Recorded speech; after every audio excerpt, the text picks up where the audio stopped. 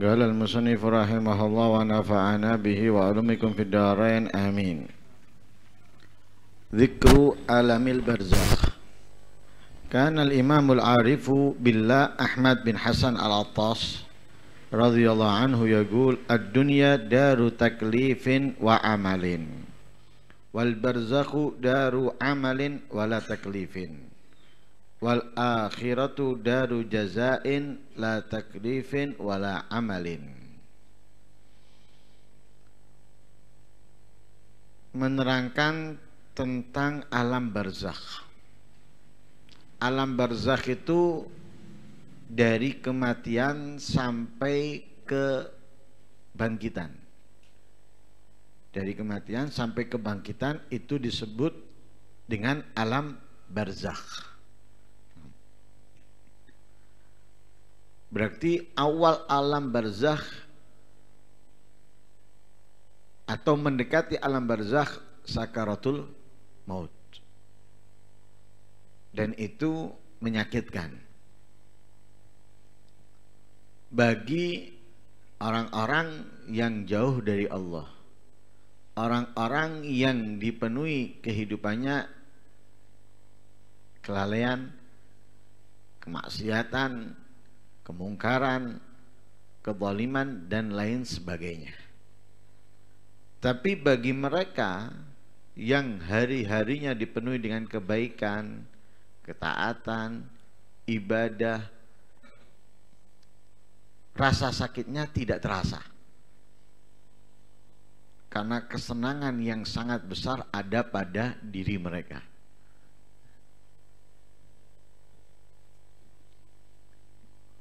Kok senang? Ya, ketika mati atau ketika sakaratul maut, yang ditunggu adalah kematian karena akan berjumpa dan berkumpul dengan orang-orang yang dicintainya, dan juga itu adalah jalan utama untuk bisa berjumpa dengan Allah Subhanahu wa ta'ala.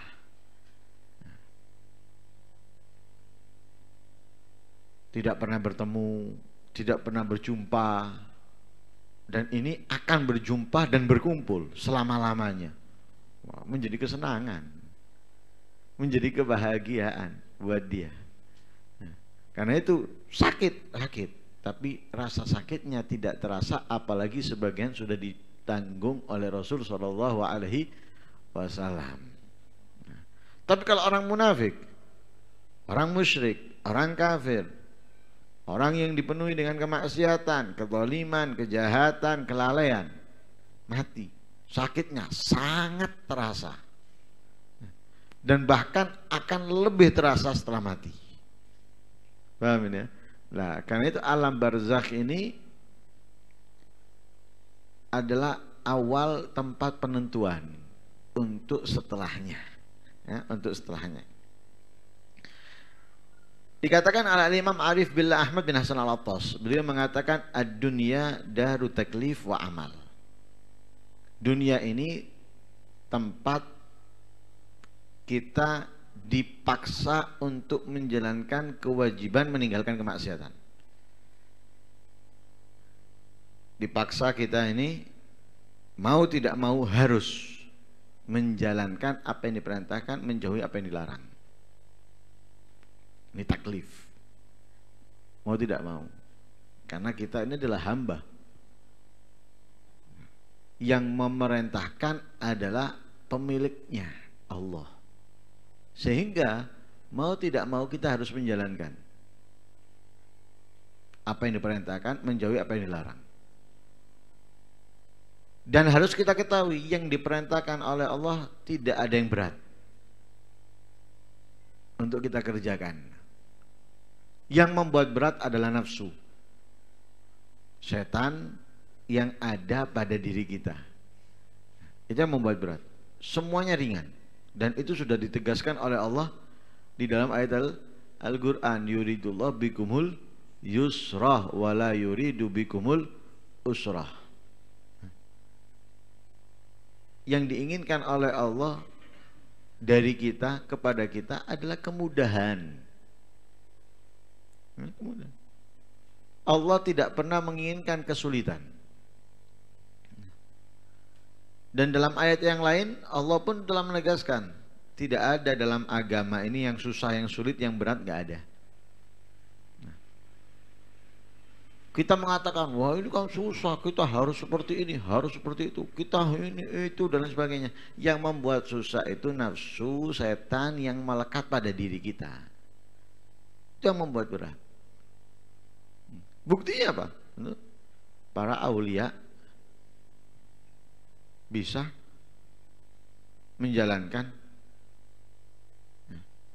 para tabi'in, para sahabat bisa. Kalau memang berat, nggak akan ada yang bisa. Yang bisa cuma 1-2. Tapi ternyata banyak yang bisa. Turun dari sahabat ke tabi'in, dari tabi'in ke tabi'in, dari tabi'in sampai di atas kita pun mereka bisa menjalankan. Banyak yang bisa. Kalau memang berat, nggak mungkin banyak yang bisa. Ternyata banyak yang bisa. Itu menunjukkan apa? Kemudahan. Dan mereka berhasil tidak mengikuti nafsunya, syahwatnya, setannya. Dan itu yang harus kita lawan. Nah, adapun perintahnya Allah mudah. Larangannya Allah untuk kita hindari sulit karena nafsu, karena syahwat. Nah, karena itu Rasulullah mengajarkan kepada kita apa yang bisa melemahkan syahwat, nafsu, setan, itu diajarkan oleh Rasulullah. Sehingga kalau kita mengerjakan apa yang diperintahkan oleh Rasulullah ini, trik-triknya, cara-caranya menghindarkan diri dari kemaksiatan mudah. Setan itu merasuk ke manusia lewat jalan darah. Berarti apa? Harus kita sulitkan setan masuk ini. Jangan kita beri kemudahan setan masuk. Dengan apa? Alju, lapar. Jangan dilonggarkan. Setan melba-melbetune enak, seneng, masuk, nggak soro, metu nggak soro, enak. Tapi coba kalau masuk sulit, dia akan berupaya, susah. Kita lapar, sering lapar atau nggak pernah kenyang misalnya, setan sulit masuk. Kalau setiap kali kenyang, enak, keluar masuknya.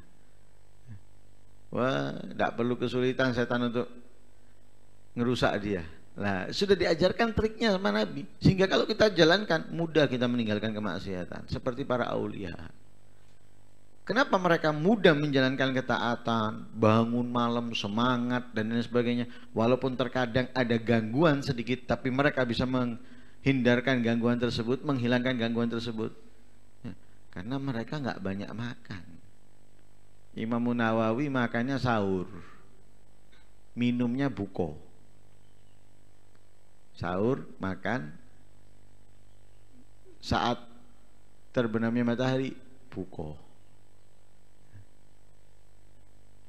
Imam Bukhari masuk kamar mandi beberapa hari sekali. Kenapa? Nggak banyak dimakan. Kalau kita setiap hari keluar masuk kamar mandi, bolak-balik dalam sehari. Kenapa? Makan terus. Bolak-balik akhirnya ke kamar mandi. Lah, itu kan. Lah itu karena itu di dunia ini mau tidak mau kita harus menjalankan ketaatan, meninggalkan kemaksiatan. Harus. Wa amal, dan kita harus beramal. Diperintahkan kita menjalankan ketaatan, kewajiban, dilarang kita melakukan kemaksiatan. Kemudian kita perlu beramal, ibadah, kebaikan, dan lain sebagainya. Itu di dunia tempatnya. Tempatnya ada di dunia. Jadi dunia ini tempat kerja. Bagaimana kita di tempat kerja nggak boleh berhenti daripada bekerja, harus bekerja. Nah, itu dunia. Wal barzakh daru amalin wala taklifin. Adapun barzakh yaitu setelah kehidupan dunia, itu adalah tempat beramal tapi tidak diwajibkan. Tidak ada kewajiban beramal. Bukan berarti yang mati di atas di dalam kuburan nggak ada yang beramal. Ada yang beramal. Ada yang sholat, ada yang Al-Quran, ada yang ini dan itu ada. Tapi apakah itu menjadi kewajiban buat mereka? Enggak. Jadi mereka mau nyantai boleh, mau ibadah boleh. Tapi kalau para aulia tetap ibadah. Para syuhada tetap beribadah mereka. Jadi dalam barzakhnya mereka beribadah, melakukan kebaikan-kebaikan walaupun tidak ada taklif, tidak ada kewajiban buat mereka. Kenapa? Memang mereka senang ibadah. Ya, mereka senang ibadah. Kalau kita mungkin di saat barzakh, kesel kabeh aku. Seperti pulang kerja tuh. Remek kabeh aku. Gak kuat aku berangkat ngaji. Remek ngantuk aku. Nah, itu kalau kita di barzakh seperti itu. Mas kana wis kesel nek dunya pikire tak laya-laya aku nek ngene. Apalagi kalau misalnya ada wifi di situ, tak wifi-an aku gini kesel aku. Nah, warung dan lain sebagainya. Wah, tapi tidak ada. Nah, yang jelas barzakh adalah waktu tempat kita beramal tapi tidak ada kewajiban. Wal akhiratu daru jazain wala taklifin wala amal. Akhirat tempatnya kita menerima balasan. Antara balasan baik atau balasan buruk. Dari mana balasan itu kita dapatkan? Dari dunia. Kenapa? Dunia dar amal. Dar taklif wa amal. Tempat kita harus menjalankan, wajib menjalankan atau meninggalkan dan juga beramal. Balasannya kita terima di akhirat. Adapun amal yang kita lakukan di barzakh tidak akan mendapatkan balasan apapun. Kenapa? Tidak meninggikan derajat, juga tidak mengurangi dosa kalau ada dosa. Itu kalau dia beramal di barzakh. Tapi kalau dia beramal di dunia, kebaikannya itu meningkatkan derajatnya, kebaikannya itu menghapus dosanya, kebaikannya itu memberikan pahala kepadanya, kemaksiatan memberikan dosa, kemaksiatan memberikan azab, kemaksiatan menurunkan derajatnya dan lain sebagainya, itu akan dia terima di akhirat. Jadi akhirat tempat menerima balasan, dar jaza. Nah, tempat menerima balasan. Yang baik akan mendapatkan kebaikan, yang buruk akan mendapatkan keburukan. Yang baik akan mendapatkan rahmatnya Allah, ampunannya Allah, surganya Allah. Yang buruk akan menerima azabnya Allah, murkanya Allah dan nerakanya. Nggak ada kewajiban beramal, tidak ada kewajiban menjalankan apa yang diperintahkan, menjauhi yang dilarang, dan juga tidak ada kewajiban beramal. Nggak ada sudah. Yang ada di akhirat menikmati hasil balasan. Menikmati. Nah, di situ benar-benar waktunya istirahat. Waktunya untuk menikmati. Ya, kalau di dunia nggak ada waktu menikmati. Kerja keras untuk mendapatkan kekayaan. Mari ngono. Nggak ada dia bisa menikmati. Mulai loro-loron. Nggak bisa menikmati dia. Apa yang dia bisa nikmati? Tidak ada. Tapi kalau kita di dunia terus beramal, terus melakukan kebaikan, nanti bisa menikmati kita. Bisa menikmati. Ya, tenang, nyantai, seneng, bahagia, senyum, makan ini, makan itu, ganti bidadari ini, ganti bidadari itu. Wah, enak, waktunya menikmati sudah. Waktunya menikmati. Wah, di sana cengengesan. Kalau cengengesan percuma, tangini subuh nih jam 5:30, cengengesan. Males ngaji, harusnya cengengesan.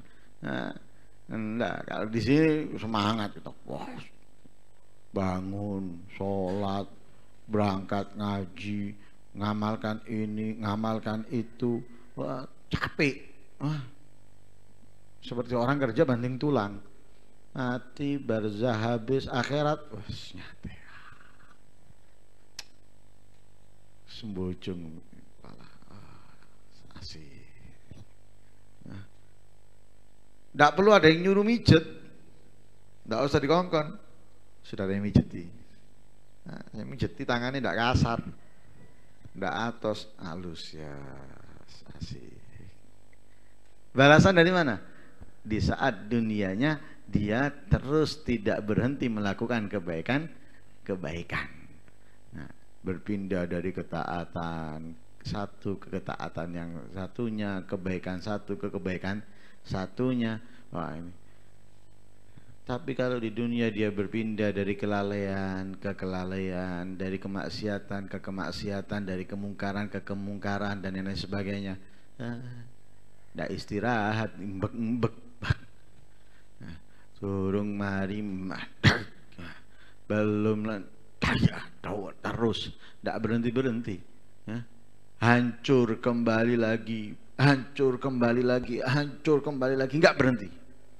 Balasan keburukan yang telah ia lakukan di atas dunia.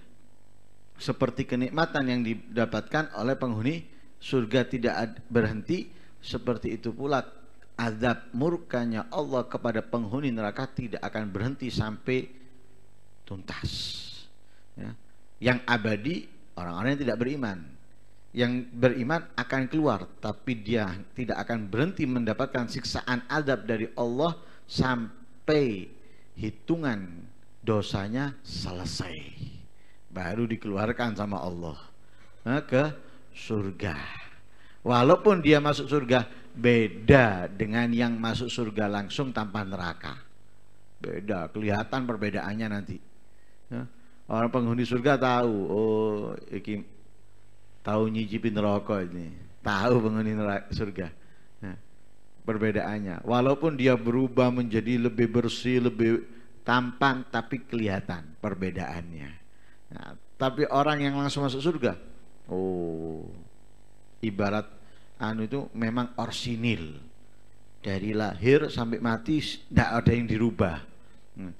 Ada yang rubahan, irungnya pesek dimancung no, janggutnya tidak lincip dilincip no, masa tuanya ketok, melentot kabel san, ketok, janggutnya ketok. Ini kan apa? Kelihatan, oh ayune biyen pasangan, cantiknya dulu pasangan, lambene, irungi, motoe, mungkin bentuk badannya dan yang lain sebagainya. Lah seperti itu penghuni neraka yang masuk surga, kelihatan perbedaannya. Karena Utsman bin Affan radhiyallahu anhu idza waqafa ala qabrin yabki abaka hatta yabulla lihyatah. Faqila lahu tadhkurul janna wan nar wa la tabki. Wa tabki min hadha? Faqala sami'tu Rasulullah sallallahu alaihi wasallam yaqul al-qabru awwalu manzilin min manazilil akhirah. Fa inna jaminhu sahibuhu fama ba'dahu aisar minhu wa in lam yanju minhu fama ba'dahu ashaddu minhu. Wa sami'tu Rasulullah sallallahu alaihi wasallam yaqul ma ra'aitu mandaran qattu illa wal qabru afdha minhu. Sayyidina Utsman menantu Rasulullah yang dijuluki dengan Dzunnurain, beliau itu kalau berhenti di kuburan nangis. Bukan sekedar nangis, tapi sangat menangis sehingga jenggotnya basah dengan air matanya. Kita ke kuburan nggak pernah nangis. Sekalipun yang kita ziarahi orang tua misalnya, saudara, nggak pernah nangis. Paling terkadang ada sesuatu malah kita tertawa. Ngubur kita kadang nggak mah tertawa. Ini Sayyidina Utsman menangis. Menangis sampai membasahi jenggotnya. Kan berarti bukan sekedar menangis. Kalau sekedar menangis paling keluar air mata, nggak sampai membasahi. Ini membasahi. Ada yang ngomong, engkau ini mengingat surga, mengingat neraka, nggak nangis. Karena ini menangis. Ketika disebutkan surga atau neraka kamu nggak menangis. Kalau disebutkan surga menangis, kenapa? Apakah min ahlil jannah? Menangis takut bukan min ahlil jannah. Kalau disebutkan neraka menangis, kenapa? Karena takut menjadi penghuninya. Jangan kita, wah kalau disebutkan neraka, surga kok nangis, mestinya kan seneng. Loh, khawatirlah, takutlah kamu bukan min ahlil jannah. Seperti Abu Nawas itu, ilahi lastu lil firdausi ahla. Ya Allah, aku bukan termasuk penghuni surga. Lakin awala agwa ala naril jahimi. Aku bukan penghuni surga, bukan termasuk yang pantas menghuni surga, tapi aku nggak kuat kalau masuk neraka. Lah itu jadi kalau mengingat surga jangan ingat kenikmatannya semua membuat kita senang, bukan. Takutlah bukan termasuk penghuninya. Ya, bukan termasuk yang akan menghuninya. Mengingat neraka wajar. Kenapa? Ya Allah, kehidupanku banyak kemaksiatan, banyak kelalaian. Nanti aku neraka, nangis. Itu. Makanya orang ini ngomong, kamu ini mengingat surga, mengingat neraka, nggak nangis kok di kuburan nangis.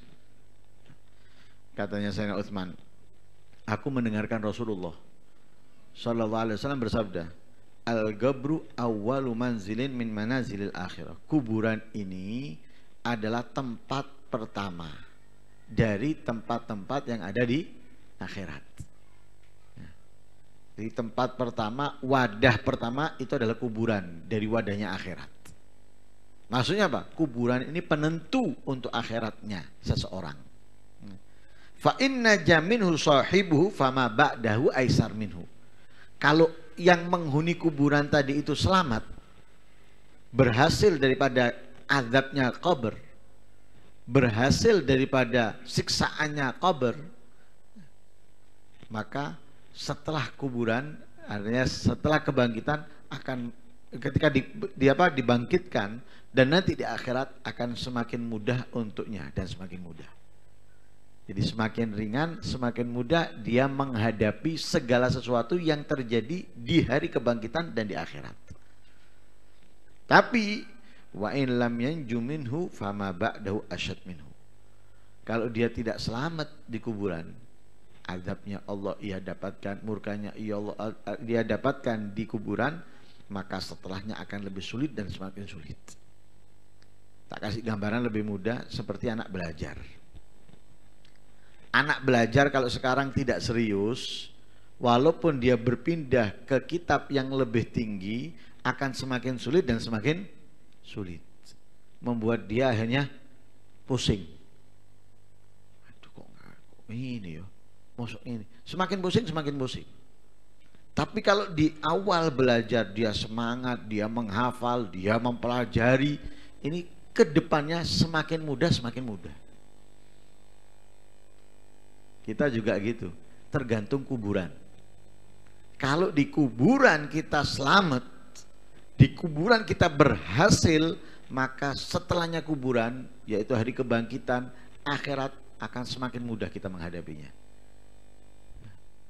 Cerita tentang dahsyatnya kiamat, di akhirat, sirat, mizan, hisab, dan yang lain sebagainya, itu akan jauh lebih mudah kita menghadapinya.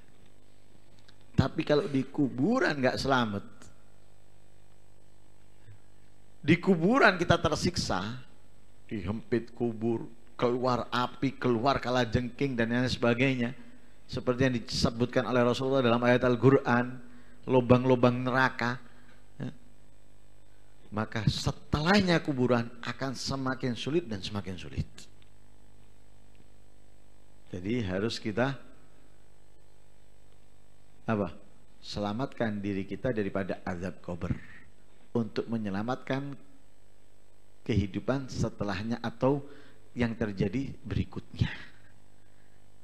Seperti belajar ini, serius di pertama, menghafal dari kata ke kata, dari pelajaran ke pelajaran dan lain sebagainya. Setelahnya misalnya udah semakin mudah, semakin enteng, ringan, gampang semuanya. Tapi kalau enggak, tambah ruwet, tambah ngeluh, heng. Buyar wis. Soro Pak, ndak hafal. pelajaran ibu-ibu, bukan pelajaran areke sing ibu.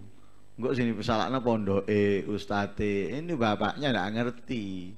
Ya, bapaknya nggak ngerti karena itu semua itu tergantung pada mengawalinya. Kalau mengawalinya bagus, insya Allah setelahnya lebih bagus dan lebih bagus. Kalau mengawalinya buruk, semakin hari semakin buruk.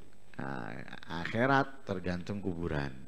Kuburan kita selamat, akan semakin mudah kita menghadapi apapun di akhirat. Jembatan sirat, hisab, mizan dan lain sebagainya. Nah, di kuburan sulit, susah, sedih, azab, murka, akan semakin sulit kita melalui sirat. Ngesot gelantongan dulu, naudzubillah min dzalik. Dan Sayyidina Utsman mengatakan, aku juga mendengarkan Rasulullah dalam sabdanya yang lain, ma raaitu manzaran agat illa wal gabr afdha minhu. Aku tidak pernah melihat kuburan, melihat pemandangan yang lebih buruk, pemandangan yang buruk kecuali kuburan lebih buruk. Kecuali kuburan lebih buruk. Nah, ini tempat pemandangan yang sangat buruk. Ya, aku menangis karena itu. Menangis karena itu. Wallahu a'lam.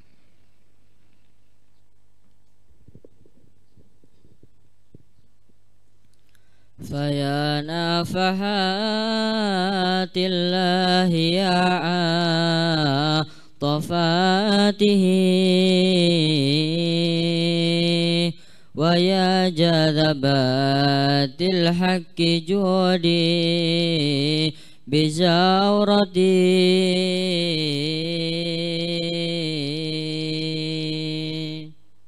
ويا نظرات الله يا لحظاته ويا نسمات اللطف أمي بهبتي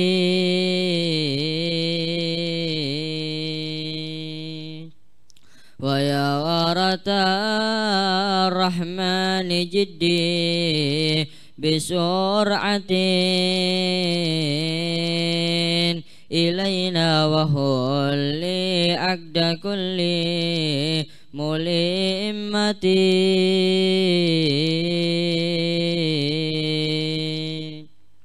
ويا رحمة الرب الرحيم توجهي وأهي بروح الفضل كل رميمتي ويا كل أبواب القبول تفتحي فإن مطايا القصد نحوك أمتي ويا صحب الجود الإلهي أمتري فإن أكف المحل تلكك مدتي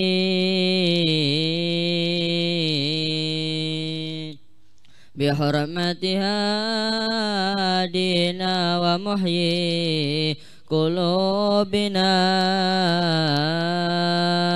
ومرشدنا نهج الطريق القويمة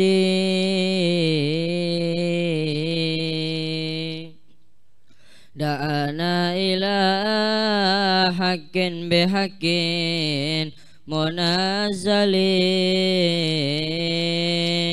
عليه من الرحمن أفضل دعوتي أجبنا قبلنا مذعنين لأمره سمعنا أطعنا عن هدى وبصيرة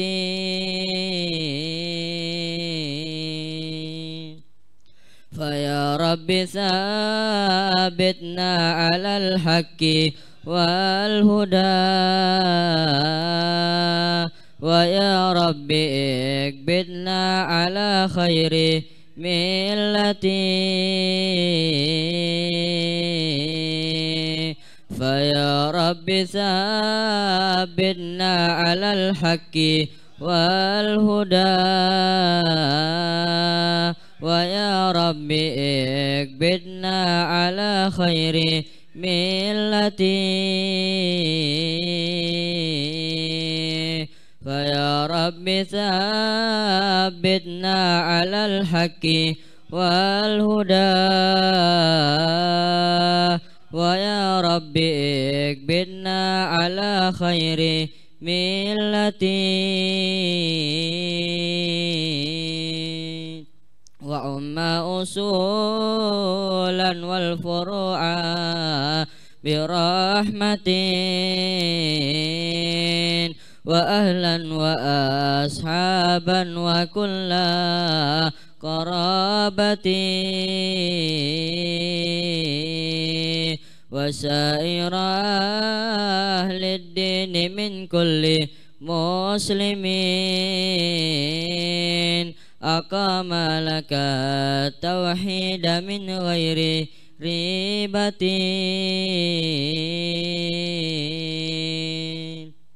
وصل وسلم دائم الدهر سرمدا على خير مبعوث إلى خير أمتي محمد المخصوص منك بفضلك العظيم وإنزال الكتاب وحكمتي والحمد لله رب العالمين. اللهم صل أفضل صلاة على أسعد مخلوقاتك سيدنا محمد وعلى آله وصحبه وسلم عدد معلوماتك ومداد كلماتك كلما ذكرك وذكره ذاكرون وغافل ذكرك وذكره الغافلون. اللهم صل أفضل صلاة على أسعد مخلوقاتك سيدنا محمد وعلى آله وصحبه وسلم عدد معلوماتك ومداد كلماتك كلما ذكرك وذكره ذاكرون وغافل ذكرك وذكره الغافلون. اللهم صل أفضل صلاة على أسعد مخلوقاتك سيدنا محمد وعلى آله وصحبه وسلم عدد معلوماتك ومداد كلماتك كلما ذكرك وذكره ذاكرون وغافل عن ذكرك وذكر الغافلون. ربنا انفعنا بما علمتنا رب علمنا الذي ينفعنا رب فكهنا وفكه أهلنا وقرابة لنا في ديننا مع أهل الكثر أنثى وذكر. ربي وفقنا وفقكم لما ترتضي قولا وفعلا كرما وارزق الكل حلالا دائما وأخل أذكياء علما نحظى بالخير نفقى كل شر. ربنا اصلح لنا كل شؤون وأقر بالرضا منك العيون واقض عنا ردنا كل ديون قبل أن تأتينا رسل منون واغفر السر أنت أكرم من ستر. وصلاة الله تعالى المصطفى من إلى الحق دعانا والوفاء بكتاب فيه للناس شفاء وعلى الآل الكرام شرفاء وعلى الصحب المصابيح الغرر. اللهم اهدنا بهداك واجعلنا ممن يسارع في رضاك ولا تولنا وليا سواك ولا تجعلنا ممن خالف أمرك وعصاك ونعم الوكيل ولا حول ولا قوة إلا بالله العلي العظيم. اللهم صل وسلم على سيدنا محمد مفتاح باب رحمة الله عدد ما في علم الله صلاة وسلاما دائمين بدوام ملك الله وعلى آله وصحبه. اللهم اجعل في طاعتك فرحي وسروري وفي مرضاتك جميع أموري. اللهم يا عالم بحالتي ومطلع على سرائري ونيتي اقضي جميع حاجاتي واغفر ذنوبي وسيئاتي وتجاوز عن خطيئتي وزلاتي وتقبل جميع حسناتي وسامحني فيما مضى وما يأتي فاكتبني في ديوان ساداتي واسلك بي سبيل نجاتي في حياتي ومماتي. اللهم إني طامع في عطاك راغب في رضاك مستسلم لقضاك فاكتبني من أوليائك واسلك بي سبيل هداك والحقني بأسماء اللهم أرسلني بما يرسلني إليك واجمعني بما يجمعني عليك ويسر لي من الأعمال الصالحة ما يجيب لزلفى لديك. صلى الله على سيدنا محمد وعلى آله. الحمد لله رب العالمين. الفاتحة بنية القبول والإقبال وصلاح كل حال إلى حضرة سيدنا رسول الله محمد بن عبد الله وآبائي وإخواني من الأنبياء والمرسلين صلوات الله وسلامه على مجمل زوج رسول الله وأهل بيته وذريته وأصحابه والتابعين ومن تبعهم بإحسان إلى يوم الدين من أرواح جميع الأولياء والصالحين والشهداء والمقربين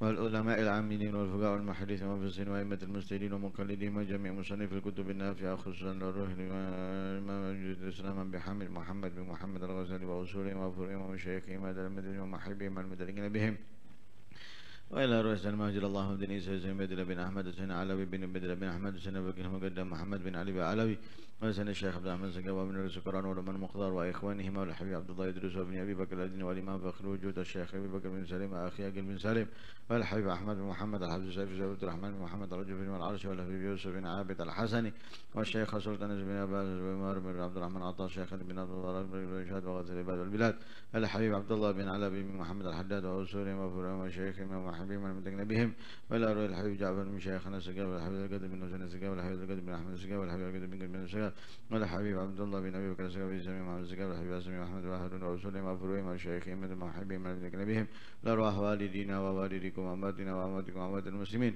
ولأرواح جميع مشايخنا ومعلمينا وذوي الحقوق إلينا وأموات أهل هذه البلاد من أهل لا إله إلا الله وأحياء من الدين بحقهم على الله وأسرم عند الله أن الله يغفر ذنوبنا ويستر عيوبنا ويكشف كروبنا ويقضي جميع حاجتنا حاجة الدنيا بالمسألة حاجة آخرة من المغفرة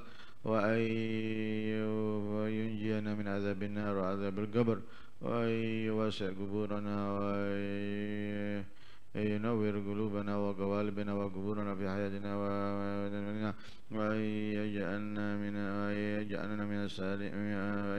سالمين غانمين على هذه النية وعلى كل صالحة وعلى من وصل صالح وعلى من وله يمر وعلى من ومن شيخنا وما قصر قصنا وما طلب ربنا وإلى حضرة النبي محمد صلى الله عليه وسلم. الفاتحة. الرحمن الرحيم صراط المستقيم صراط الذين أنعمت عليهم بسم الله الرحمن الرحيم الحمد لله رب العالمين اللهم صل وسلم على سيدنا محمد وعلى سيدنا محمد اللهم اصلح النية والذرية واجعل الحاجات كلها مقضية دينية ودنيوية وأخروية بجاه خير البرية اللهم لا تكشف لنا حال وبارك لنا في الأهل والمال والعيال وارزقنا من رزقك الحلال واكفنا من شر ما تأتي به الأيام والليال اللهم نزل قلوبنا عن التعلق بمن دونك واجعلنا من قوم تحبهم ويحبونك اللهم لا تؤاخذنا بالجريرة واصلح لنا العلانية والسريرة واجعلنا ممن دعا إليك لا بصيرة صلى الله عليه وسلم محمد النبي الأمي الحمد لله رب العالمين.